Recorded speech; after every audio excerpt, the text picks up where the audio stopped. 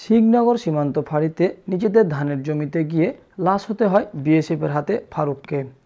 তার বিভিন্ন ধরনের স্মৃতি ও বিনোদনের সরঞ্জাম রেখে সারা জীবনের জন্য এ পৃথিবী ত্যাগপূর্বক অজানার উদ্দেশ্যে পাড়ি জমান। মৃত্যুর আগে ফারুক তার বাবার সাথে শেষ কথা বলেন। পরে তারা খবর পান তার মৃত্যুর।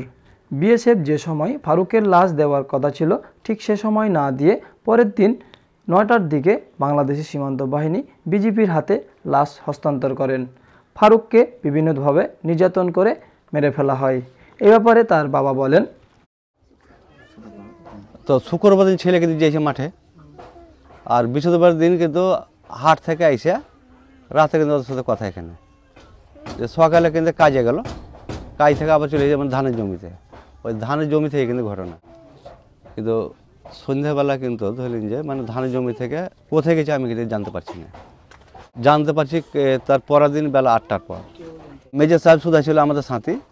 তো চোকা বিএপি যখন গেলাম তখন মেজর সাহেবের সাথে ধরলেন যে ওরা কথা বললে মোবাইলে যে আমরা ৩টার সময় নাচ কিন্তু আমরা দিয়ে দেবো, যে ৩টার সময় কই হতে পার।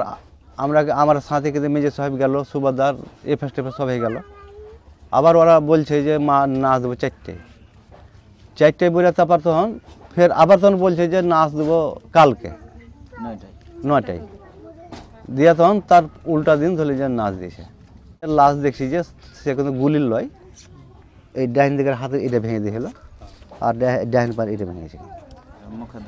আর ওইসব খুঁচা ধরলেন যে এইসব মুখের স্পট এগুলো সব দিয়ে সব এইসব লাখ মুখ এগুলো সব ধরলেন সবই কিন্তু খাম। আর কত ফারুককে অকাতরে প্রাণ দিতে হবে বিএসএফের হাতে, আর কত রক্ত প্রাণ করলে তাদের খুনি হৃদয়ের পিপাসা মিটবে, আর যেন ফারুকের মতো নির্যাতনের শিকার কেউ না হয়। এটা সমগ্র জাতির কাছে প্রশ্ন।